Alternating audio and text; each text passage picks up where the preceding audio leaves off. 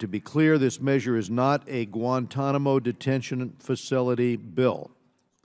This bill, the United States Naval Station Guantanamo Bay Preservation Act, is about asserting Congress's long-standing constitutional and legal authority to determine the future of this U.S. military base.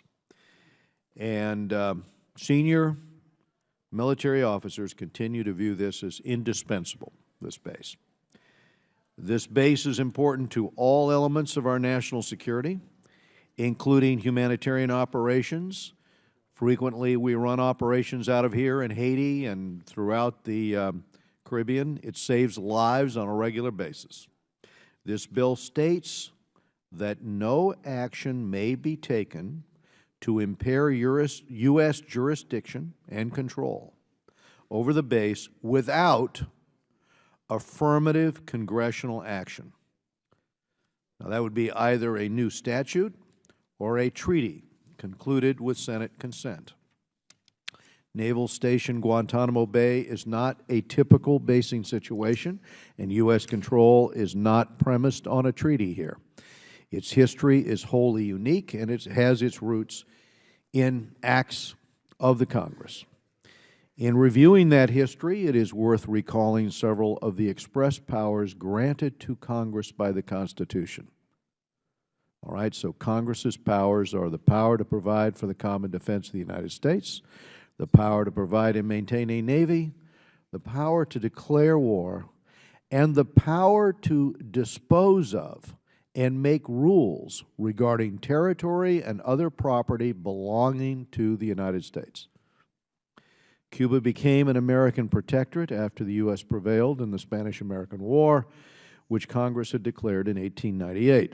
In 1901, Congress rightly granted the President conditional authority to return control and governance of the island to the people of Cuba, subject to the express requirement of securing U.S. naval basing rights there. When the President signed the 1903 Guantanamo lease, the agreements under which the U.S. continues to exercise complete jurisdiction and control over the base, the President specifically cited that 1901 Act of Congress as providing the President's authority to do so. The last treaty of relations between the U.S. and Cuba did not nullify, replace, or change the 1903 lease agreements, but noted that they shall continue in effect until the U.S. and Cuba agree to modify them.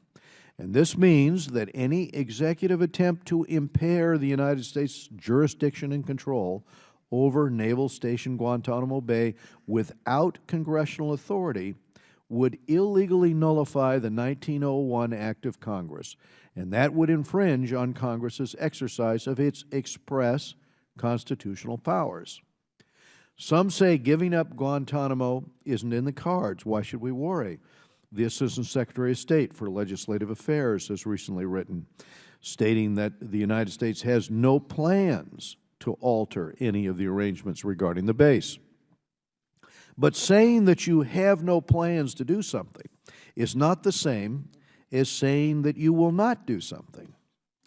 As we have seen in any number of prior situations, whether it be unfulfilled pledges of consultation with Congress prior to any Cuba policy change, for example, or the 11th hour lifting of missile restrictions as part of the Iran nuclear deal, plans can change very quickly.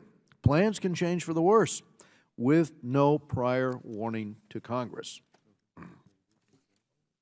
And we should be concerned about the next administration's plans. This bill is about protecting congressional prerogative during this administration and the next and the next.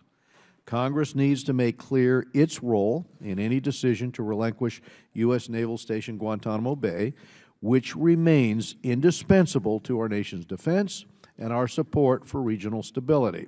So this bill, H.R. 4678, does this. It deserves our support. I will now go to the ranking member, Mr. Elliot Engel of New York, for his opening statement.